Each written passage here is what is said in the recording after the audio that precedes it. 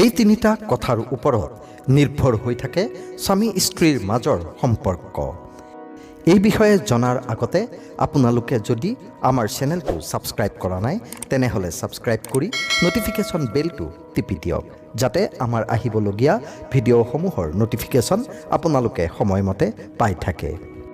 আচাৰ্য চাণক্যই বিবাহিত জীৱন সুখময় কৰি ৰখাৰ বাবে তেওঁৰ নীতিশাস্ত্ৰ চাণক্য নীতিৰ জৰিয়তে কিছু পৰামৰ্শ দি গৈছে।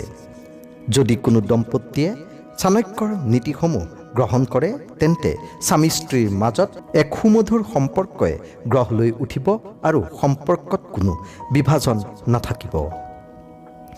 এটা সুখী বিবাহিত জীৱন এখন গাড়ীৰ দুটা চকাৰ দৰে হৈ পৰে। যদি দুয়োটা চকা ঠিকেই থাকে তেন্তে গাড়ীখন আগবাঢ়ি যায়। এই বিষয়ে চাণক্যই কি কয় জানো আহক। বিশ্বাস আৰু সন্মান। চাণক্যই কৈছে যে বিশ্বাস আৰু সন্মান হৈছে বিবাহিত জীৱনৰ ভেটি। বিশ্বাসৰ বলত স্বামী স্ত্ৰীৰ সম্পৰ্ক সুদৃঢ় হয়। সুখী জীৱনৰ বাবে ইজনে সিজনৰ চিন্তাক সন্মান কৰা উচিত। যদি স্বামী স্ত্ৰী ইজনে সিজনৰ দৃষ্টিভংগীৰ সৈতে একমত নহয় বা কিবা বিভেদ থাকে তেন্তে পৰস্পৰে পৰস্পৰক অপমান কৰাৰ পৰিৱৰ্তে বহি বিষয়টো সমাধান কৰা উচিত, কাৰণ কথা পাতিলে ইজনে সিজনৰ ধাৰণাটো সঠিকভাৱে বুজিব পাৰে। আটাইতকৈ ডাঙৰ সমাধানবোৰ কথাবোৰৰ পৰাই ওলাই আহে। বিবাহিত জীৱনত নাৰীয়ে হওক বা পুৰুষেই হওক দুয়োজনেই সন্মানৰ অধিকাৰী। মনত ৰাখিব, সন্মান দিলেহে সন্মান অৰ্জন কৰিব পাৰে। আত্মসমৰ্পণ প্ৰেম। বিবাহিত জীৱনত প্ৰেম অতি গুৰুত্বপূৰ্ণ। প্ৰেমে বৈবাহিক সম্পৰ্কৰ লিংকটো সংযোগ কৰি ৰাখে। স্বামী স্ত্ৰী যিমানেই ইজনে সিজনৰ প্ৰতি নিষ্ঠাবান হ'ব সিমানেই সম্পৰ্কত তিক্ততা কম হ'ব।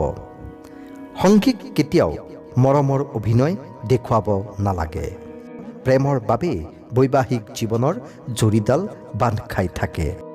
আনহাতে সমৰ্পণৰ অৰ্থ হ'ল পতি পত্নীৰ ইজনৰ প্ৰতি সিজনৰ সততা।